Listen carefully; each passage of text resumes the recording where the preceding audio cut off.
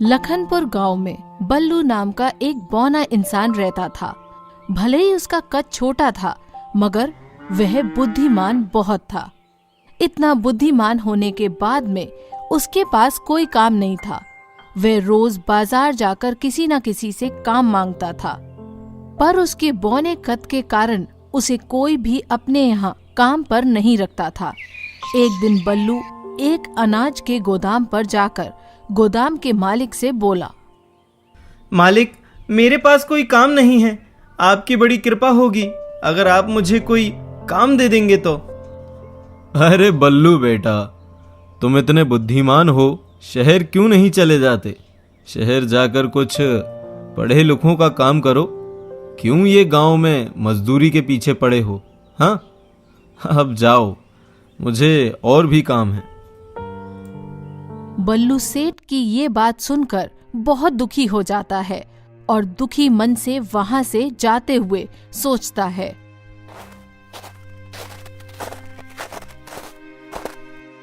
मुझे पता है ये सभी लोग मेरे बौने कद की वजह से मुझे काम पर नहीं रख रहे, लेकिन एक दिन मैं इन सभी लोगों को बता दूंगा कि आखिर मैं क्या चीज हूं। वह काम न मिलने की वजह से बहुत परेशान रहने लगा। ऐसे ही कुछ दिन गुजर जाते हैं। एक दिन उसकी पत्नी बबीता उसके पास जाकर बोलती है, अजी सुनते हो, आपको कुछ काम नहीं मिल रहा और आप घर पर फ्री रहते हो। आप ऐसा क्यों नहीं करते हो, महाराज के पास जाकर उनसे विनती करके काम मांग लो। क्या पता वो राजमहल में आपको नौकरी दे दे।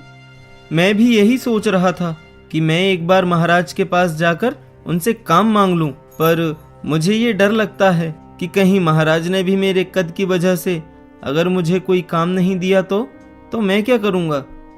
अरे आप इतना ना सोचिए जी, आप एक बार वहां जाकर तो देखिए, क्या पता आपके लायक कोई काम मिल जाए। ठीक है, तुम इतना कह रही हो तो मैं अभी महाराज के पास चला जाता हूँ। उसी समय बल्लू अपने घर से महल की ओर निकल जाता है और जैसे ही बल्लू महल के बाहर पहुंचता है, वो महल को देखकर उसकी आंखों में एक अलग चमक आ जाती है और सोचने लगता है, अरे वाह, इतना सुंदर महल! मैंने आज से पहले ऐसा महल कभी नहीं देखा। काश महाराज मुझे इसी महल में काम पर रख लें।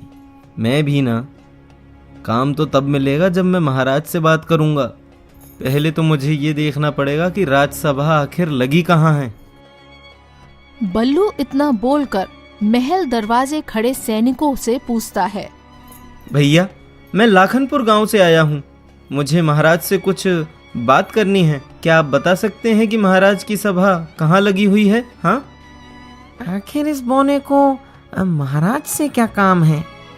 हो सकता है कोई जरूरी काम हो। मैं इसे महाराज के पास ले ही चलता हूँ। अरे आओ भाई, मैं लेकर चलता हूँ आपको महाराज के पास, मेरे पीछे आओ। सैनिक ऐसा बोलकर बल्लू को सभा में महाराज के पास ले जाते हैं। सभा में काफी लोग की भीड़ लगी थी और बल्लू को ये बात नहीं पता थी कि महाराज सभी लोगों की समस्या सुनकर उनका मजाक उड़ा रहे थे। और बल्लू भीड़ देखकर सभा के बाहर खड़ा हो जाता है। कुछ देर बाद बल्लू का बुलावा आता है और वह महाराज से बोलता है, महाराज की जय हो। महाराज, मैं लाखनपुर गांव से आया हूं और मेरा नाम बल्लू है। मुझे अपने छोटे कद की वजह से कोई भी काम पर नहीं रखता।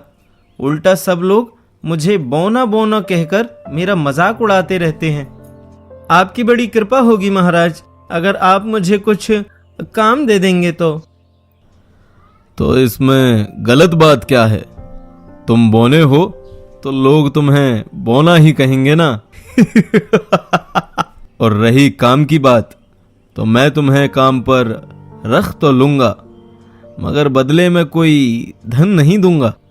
ये क्या महाराज, बिना धन मिले मैं कैसे अपना गुजारा कर पाऊंगा? आप ही बताइए। तुम मेरे दिए हुए काम को मना कर कर मेरा अपमान कर रहे हो। शायद तुम्हें मेरा नाम नहीं पता। मेरा नाम है चतुर सिंह। सैनिकों, इस मूर्ख को बंदी बनाकर 15 दिनों तक काल कोठरी में बंद कर दिया जाए। महाराज, मुझे माफ कर दीजिए। मेरे कहने का मतलब वो नहीं था। आप गलत समझ रहे हैं। इतने में सैनिक आते हैं और बल्लू को काल कोठरी में डाल देते हैं। बल्लू उसमें बैठे बैठे बस रोता रहता है। आखिर ये सब गलत काम मेरे साथ ही क्यों होते हैं? मैं तो बस काम मांगने आया था। हाय रे मेरी फूटी किस्मत। 15 दिन किसी न किसी तरह बीत जाते हैं। उधर लखनपुर में उसकी पत्नी बबीता और बच्चे उसके ना लौटने पर बड़े परेशान हो जाते हैं। 16वें दिन जब बल्लू को छोड़ा जाता है,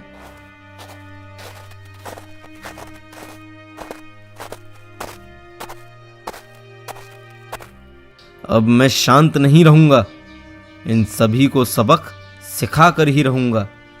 अगर इस चतुर सिंह के बच्चे को सिंहासन से नहीं उतारा ना, तो मेरा नाम भी बल्लू नहीं। फिर बल्लू घर लौट के अपनी पत्नी को सब कुछ बताता है। अब मैंने ठान लिया है कि मुझे उन लोगों को सबक सिखाना है जिन्होंने मुझे काम नहीं दिया और ऊपर से मुझे नाकारा समझते हैं। सबक सिखाने में आपका पूरा साथ दूंगी, पर ध्यान रहे कि कुछ गड़बड़ ना होने पाए, क्योंकि हम सीधा राजा से बैर ले रहे हैं। तुम बस मुझ पर भरोसा रखो और जैसा जैसा मैं बोलता चलूं, सिर्फ वही करती चलो। ठीक है जी। तुम जितना जल्दी हो सके बच्चों को उनके नाना के यहाँ भेज दो। बबीता वैसा ही करती है जैसे बल्लू ने कहा था। बबीता अपने भाई को बुलाकर बच्चों को अपने नाना के घर भेज देती है। दूसरे दिन बल्लू और बबीता आपस में बात कर रहे होते हैं। तुम आज जल्दी से घर का काम निपटा कर थोड़ा आराम कर लेना, क्योंकि हमें रात भर जागना पड़ेगा। ठीक है, पर आप मुझे ये बताओ कि आपके दिमाग में क्या चल रहा है? अरे भाग्यवान, जैसा मैं कह रहा हूँ तुम सिर्फ वही करो। समय आने पर तुम्हें स्वयं पता चल जाएगा। बबीता और बल्लू खाना खाकर रात का इंतजार करने लगते हैं। कुछ ही देर में आधी रात हो जाती है। तभी बल्लू बबीता से बोलता है, हमारी रात की रोटियां कुछ बची थी ना, उसमें से आधी रोटी तुम रख लो और आधी रोटी मुझे दे दो। बबीता ऐसा ही करती है जैसे बल्लू ने कहा था। वह आधी रोटी बल्लू को देती है, आधी रोटी खुद रख लेती है। चलो अब मैं जाता हूँ, कुछ ही देर में वापस आ जाऊंगा। तुम बस दरवाजा खुला रखना।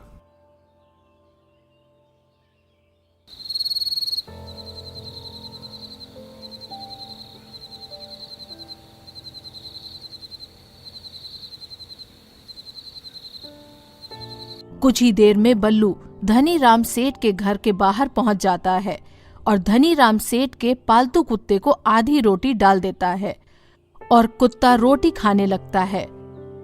और बल्लू मौका देखते ही धनी राम सेठ के घर के अंदर पहुंच जाता है। अरे वाह, जैसा नाम वैसा काम। ये धनीराम सेठ तो वाकई में धनी है। मैं यहाँ चोरी कर लेता हूँ, वैसे भी इसे क्या ही फर्क पड़ने वाला है। बल्लू सेठ के यहाँ से काफी धन चुरा लेता है और सेठ के पालतू कुत्ते को बची हुई आधी रोटी डाल देता है, जिससे कि कुत्ता उसको वहाँ से जाने देता है और घर पहुंचकर अपनी पत्नी से बोलता है, अब तुम जल्दी से बिरजू के घर पर जाओ और उसकी दोनों बकरियों को लेकर आओ। आगे का काम मैं बाद में बताता हूँ। ठीक है, मैं अभी जाती हूँ। ऐसा कहकर बबीता बिरजू की बकरियों को आधी आधी रोटी डालकर उनको अपने साथ ले आती है। तभी बल्लू बोलता है, अब मैं तुम्हारे मायके जा रहा हूँ। इन बकरियों को वहीं मेले में बेच दूंगा। अगर कोई मेरे बारे में पूछे तो बोल देना कि तुम्हारी माँ की तबीयत खराब है और मैं उनसे मिलने गया हूँ।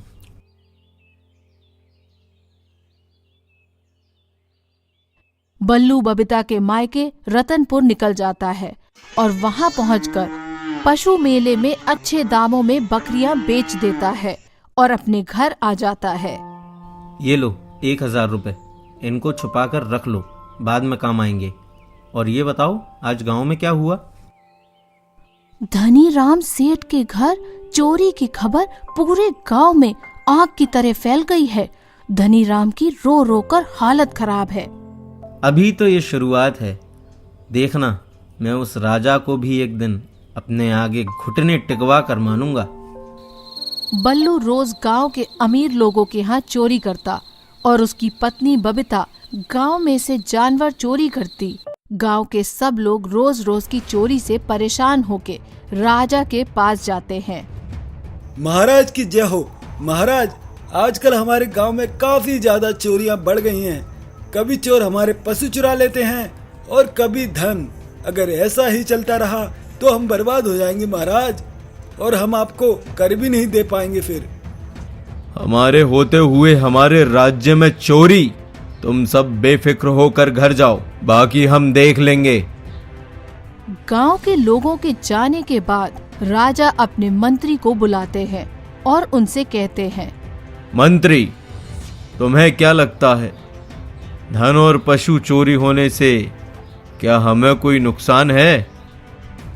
महाराज, हमें फायदा तो नहीं मगर नुकसान जरूर हो जाएगा, क्योंकि इन गांव वालों के पास अगर पशु ही नहीं होंगे तो ये हमें कर कैसे देंगे? मंत्री, जाकर ये देखो कि ये पशु कहाँ जा रहे हैं और कौन है वो दुष्ट जो धन की चोरी कर रहा है। महाराज, मेरे पास एक उपाय है पशु की चोरी रोकने के लिए। क्यों ना हम गांव के बीच में एक बाड़ा बनवा दें और वहां एक चौकीदार तैनात कर दें जो वहीं का रहने वाला हो। पशु रक्षा भी होती रहेगी और चौकीदार महीने के अंत में पशुपालकों से कर लेकर हमें देता रहेगा। मंत्री, मुझे तुम्हारा ये उपाय पसंद आया। अब जाओ, जाकर गांव में ये बात फैला दो। राजा ने गांव में यही आदेश पहुंचा दिया, जिसको भी चौकीदार बनना है उसको अपना नाम सरपंच के पास लिखवाना होगा। सुनो सुनो सुनो, जिसको भी चौकीदार बनना है वो जल्दी ही सरपंच के पास अपना नाम लिखवा दे। बल्लू भी अपना नाम लिखवाने जाता है।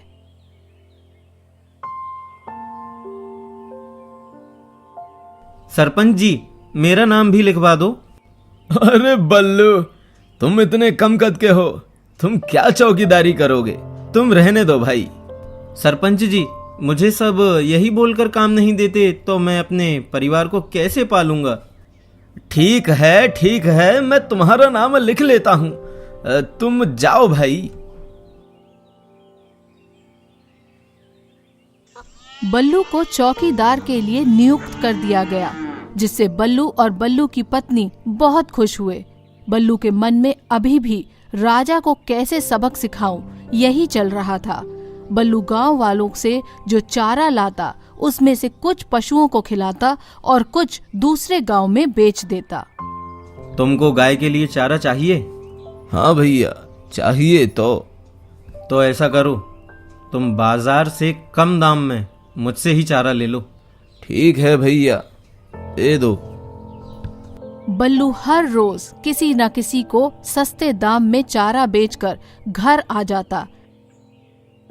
एक दिन, मैं जो पैसे तुमको देता हूँ तुम उनमें से कुछ पैसे निकाल लिया करो। पर किसी दिन राजा को शक हुआ और उसने हमारे घर की जांच की और उसको सच पता चल गया तो? ऐसा कुछ नहीं होगा, राजा को कुछ नहीं पता चलेगा। तुम इस धन को मुझे एक पोटली में रख कर दे दो। जो पशुपालकों से कर के रूप में कुछ धन मिलता, उसमें से बल्लू कुछ धन अपने पास रख लेता और बाकी राजा के पास जमा करने चला जाता था। बल्लू ने पशु कर से जो पैसे बचाए थे उनको पशुओं के बाड़े में छुपा देता था।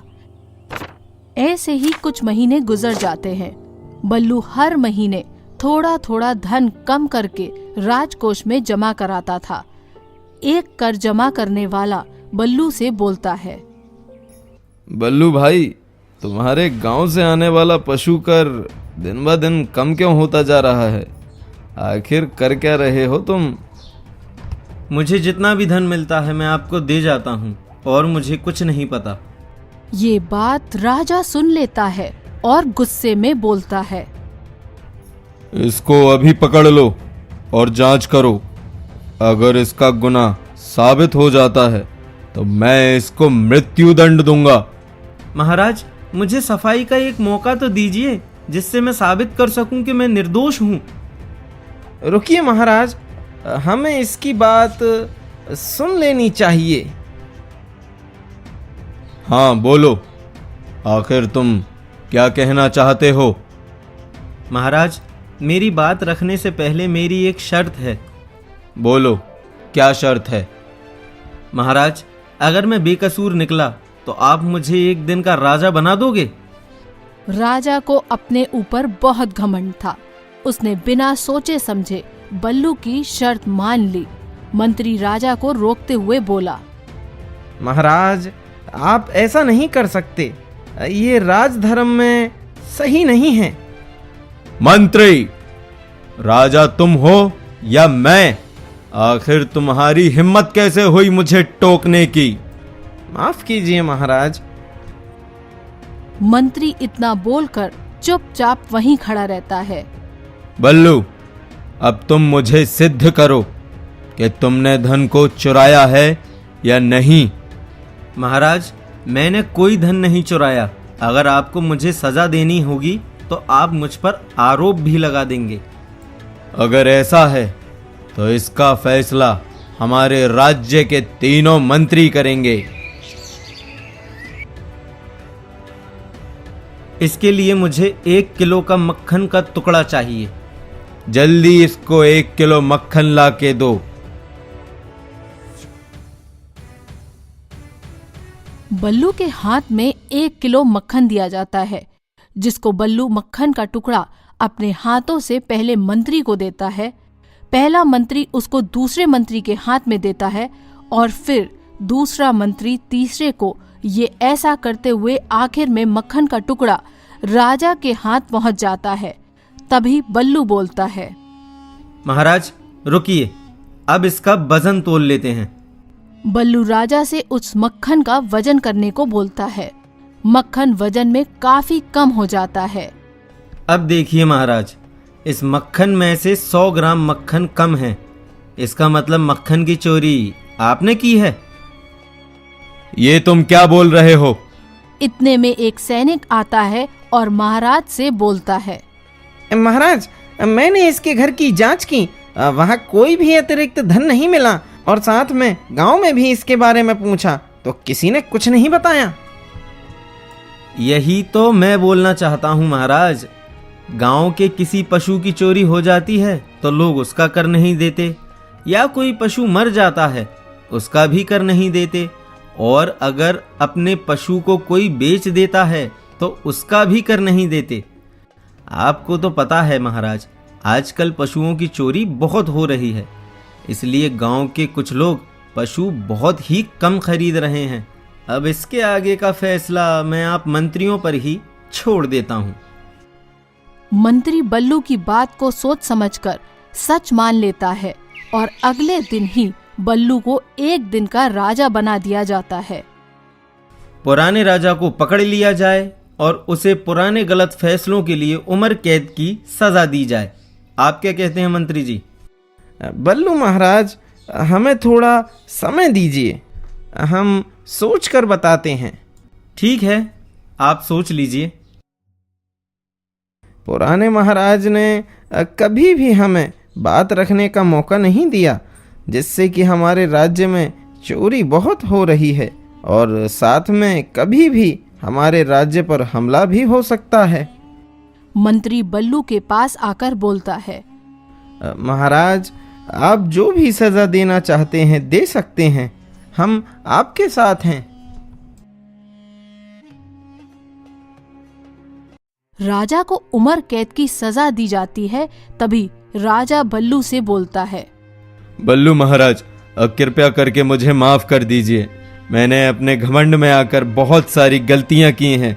मुझे एक मौका दीजिए अपनी गलती को सुधारने का। ठीक है, मैंने आपको माफ किया और मुझे कोई राजा भी नहीं बनना था। मैं तो सिर्फ आपको धर्म के रास्ते पर लाना चाहता था। मेरी आपसे विनती है कि आप बेरोजगारों को नौकरी और जरूरतमंदों की मदद करें। अब मैं किसी की मजबूरी का मजाक नहीं बनाऊंगा। मैं वचन देता हूं, हमारे यहाँ जितने बेरोजगार युवा हैं मैं उनको अपनी सेना में भर्ती कर लूंगा। राजा बल्लू को अपना खास मंत्री बना लेता है और गांव में सभी बेरोजगार युवाओं को रोजगार दे देता है, जिसके कारण पूरा राज्य खुशहाल हो जाता है। विक्रम की शादी को 10 साल हो गए, मगर अभी तक उसके यहाँ कोई भी संतान नहीं है।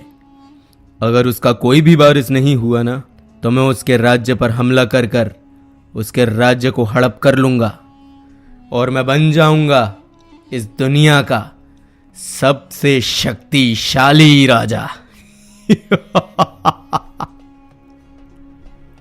सैनिक, जाकर राजा विक्रम से बोल दो, यदि उसका कोई वारिस नहीं हुआ तो मैं उसके राज्य को अपने राज्य में शामिल कर लूंगा, क्योंकि ऐसे कमजोर राजा को राज्य करने का कोई अधिकार नहीं।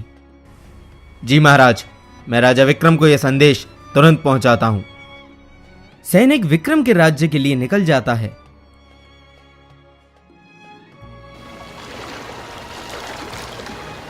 और कुछ ही देर में महाराज विक्रम के दरबार में पहुंचकर महाराज विक्रम से बोलता है, महाराज विक्रम की जय हो।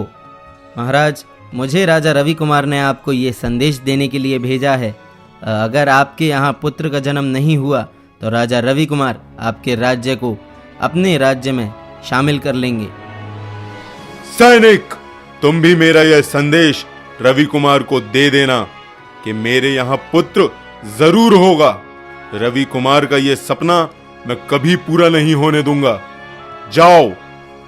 सैनिक दरबार से चला जाता है और सैनिक के जाते ही विक्रम अपनी पत्नी के पास जाकर बड़े ही चिंतित भाव में कहता है, महारानी, मुझे हमेशा से एक चिंता लगी रहती है। अगर हमारे यहाँ पुत्र नहीं हुआ तो पड़ोसी राज्य का राजा रवि कुमार हमारे राज्य को हड़प कर लेगा। महाराज, ये तो भगवान के हाथों में है। वो हमें पुत्र दे या पुत्री, हमें उसे स्वीकार करना ही पड़ेगा। आखिरकार कितने सालों बाद हमारे यहाँ संतान होने वाली है। रानी, मैं तुमको साफ साफ बता देता हूँ, अगर पुत्री हुई तो मैं उसको मौत के घाट उतार दूंगा। हाँ, मुझे सिर्फ पुत्र चाहिए, सिर्फ पुत्र। राजा ये बोलकर वहां से चले जाते हैं। 9 महीने बीत जाते हैं और रानी एक सुंदर पुत्री को जन्म देती है। इस बात की खबर राजा को पता चल जाती है और राजा बड़े ही क्रोध में रानी के पास आते हैं। ये नहीं हो सकता, तुमने पुत्री को जन्म दिया। लाओ, इसे मुझे दो, मैं इसे मौत के घाट उतार देता हूँ। महाराज, आप मेरी पुत्री को नहीं मार सकते। इतने सालों बाद तो भगवान ने मेरी गोद भरी है। आप फिर से उसे उजाड़ना चाहते हो महाराज? मेरी बच्ची को छोड़ दो महाराज। तुम्हारी हिम्मत कैसे हुई मुझे रोकने की? अगर तुमने फिर से मुझे रोका तो इसके साथ साथ मैं तुम्हारे भी प्राण ले लूंगा। राजा इतना बोलकर जंगल के लिए निकल जाता है। कुछ देर में राजा जंगल पहुंच जाता है। मैंने सुना है इस जंगल में काफी खूंखार शेर रहते हैं। मैं इसको यहीं छोड़कर चला जाता हूँ। बाकी का काम वो शेर खुद कर देंगे। राजा ये बोलकर पुत्री को वहीं छोड़ के चला जाता है। कुछ देर बाद वहां से एक शेर जा रहा होता है और उसकी नजर राजकुमारी पर पड़ती है और वो उसके पास आ जाता है। अरे, ये इंसान का बच्चा इस भयानक जंगल में क्या कर रहा है? जरूर कोई इसके प्राण लेना चाहता था, तभी इस जंगल में इसको छोड़कर चला गया। अगर मैंने इसको खाया तो भगवान मुझे माफ नहीं करेंगे और मैं इसको यहाँ अकेले छोड़ भी नहीं सकता। शेर राजकुमारी को अपने साथ ले जाता है और उसकी देखभाल करने लगता है। कुछ सालों बाद राजकुमारी बहुत बड़ी हो जाती हैं और जंगल में शेर के साथ रहने की वजह से उसमें भी शेर जैसी ताकत आ जाती है और राजा विक्रम का पुत्र भी बड़ा हो जाता है। और वहीं दूसरी तरफ राजा रवि कुमार अपने मंत्री को बुलाते हैं और उनसे कहते हैं, मंत्री, हमें विक्रम के राज्य पर हमला कर देना चाहिए, क्योंकि उसके राज्य को जीतने के बाद मैं इस दुनिया का सबसे शक्तिशाली राजा बन जाऊंगा। जल्द ही युद्ध की तैयारी करो। जैसी आपकी आज्ञा महाराज, मैं अभी सैनिकों को सूचित कर देता हूँ। राजा रवि कुमार की ये बात विक्रम का जासूस सुन लेता है और वो राजा विक्रम के पास जाकर सब बता देता है। और फिर राजा विक्रम अपने पुत्र को अपने पास बुलाते हैं और उन्हें सारी बात बता देते हैं। पुत्र, राजा रवि कुमार हम पर कभी भी आक्रमण कर सकता है। इससे पहले कि वो हम पर हमला करे, हमें उस पर हमला करके उसके राज्य को उससे छीन लेना होगा, क्योंकि अगर हमने थोड़ी सी भी देर की तो हम बुरी तरह से पराजित हो जाएंगे। पिताजी, आप भी ना हमेशा भूल जाते हैं। मैंने जितने भी युद्ध किए हैं, आज तक किसी भी युद्ध में पराजित नहीं हुआ। आप निश्चिंत रहिए, मैं आपको निराश नहीं करूंगा। अब चलता हूँ, मुझे युद्ध की तैयारी भी तो करनी है। आशीर्वाद दीजिए पिताजी। अगले दिन राजकुमार युद्ध के लिए चला जाता है, पर युद्ध में उसकी मृत्यु हो जाती है और दुश्मन महाराज रवि कुमार विक्रम के राज्य को अपना गुलाम बना लेते हैं। जैसे तैसे महाराजा विक्रम वहां से भागकर अपनी जान को बचा लेते हैं। उस रवि कुमार ने मेरे बेटे को मारकर मेरा राज्य मुझसे छीन लिया। मैं उससे बदला जरूर लूंगा, लेकिन उससे पहले मुझे कहीं छुपना पड़ेगा, क्योंकि उसके सैनिक मुझे ढूंढते हुए इसी तरफ आ रहे होंगे। तभी राजा विक्रम को रवि कुमार के सैनिक देख लेते हैं। राजा विक्रम, कहां तक भागोगे? अब तुम बचकर नहीं जा सकते। अब तुम्हारा अंतिम समय आ गया है। जैसे ही सैनिक राजा को मारने के लिए आगे बढ़ते हैं, तभी वहां पर राजकुमारी आ जाती है और वो सैनिकों को बुरी तरह से मारकर वहां से भगा देती है। आप ठीक तो हैं? और ये लोग कौन थे और आपको क्यों मारना चाहते थे? मैं विजयनगर का राजा विक्रम हूँ। ये सैनिक रवि कुमार के हैं। उसने मेरे राज्य को हड़प कर लिया है और वो मुझे मारना चाहता है। महाराज, आप मेरे साथ चलिए, ये जगह सुरक्षित नहीं है। राजा विक्रम राजकुमारी के साथ उसी गुफा की ओर चल देता है और कुछ ही देर में वो उस गुफा तक पहुंच भी जाते हैं। ये तुम मुझे कहां ले आई हो? देखने में तो ये एक शेर की गुफा लग रही है। इससे पहले राजकुमारी कुछ बोल पाती, तभी वहां पर एक शेर आ जाता है। राजा उस शेर को देखकर अपनी तलवार से उस पर वार करने ही वाला होता है, तभी राजकुमारी राजा को रोक लेती है। महाराज रुकिए, ये शेर मेरे पिता हैं। ये आपको कोई नुकसान नहीं पहुंचाएंगे। आप शांत हो जाइए महाराज। ये कैसे हो सकता है? तुम एक मानव हो और ये एक शेर, तो ये तुम्हारा पिता कैसे हुआ? मुझे जरा साफ साफ बताओ।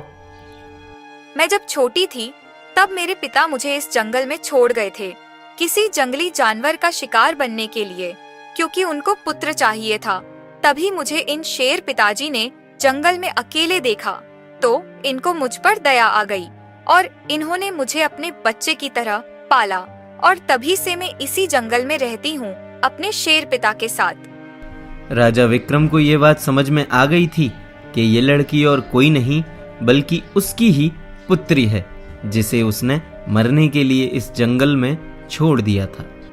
अब मैं चलता हूँ, मेरे पास ज्यादा समय नहीं। मुझे अपने राज्य को वापस लेना है उस रवि कुमार से। राजा विक्रम इतना सब बोलकर वहां से चला जाता है और वहीं दूसरी तरफ राजा रवि कुमार तुम लोग किसी काम के नहीं हो, एक निहत्थे इंसान को नहीं पकड़ पाए। महाराज, मैंने उसको पकड़ ही लिया था, पर अचानक से वहां एक लड़की आ गई। उसने मुझे बहुत मारा। शर्म करो शर्म, एक लड़की से पिट कर आए हो। मुझे कैसे भी करके राजा विक्रम चाहिए।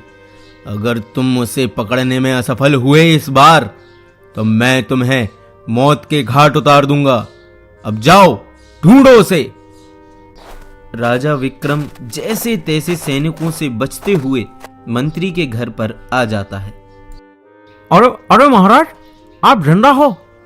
मैंने तो सुना था कि रवि कुमार ने आपको मारने के लिए सैनिक भेजे थे।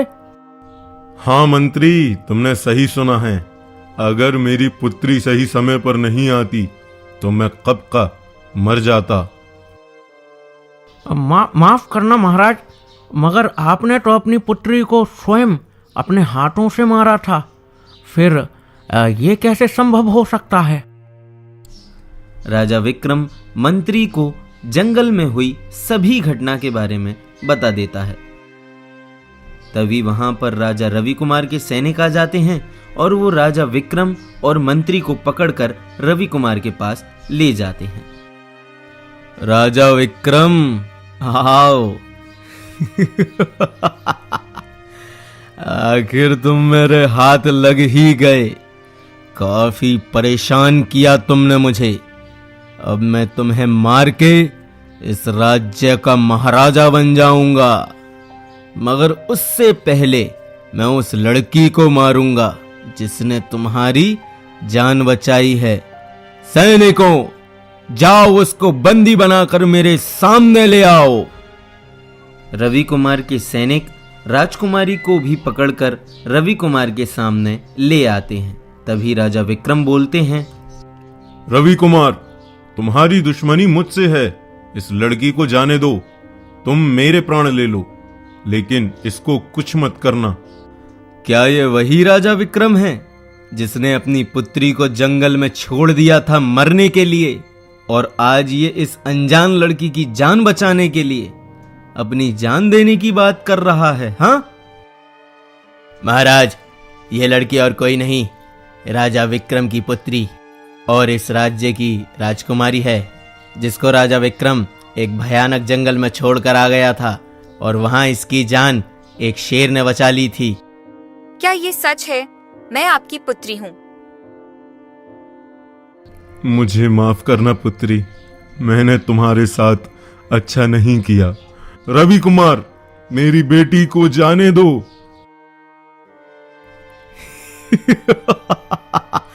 ऐसे कैसे जाने दूं? अब मैं इसको अपनी नौकरानी बनाकर रखूंगा, वो भी जीवन भर।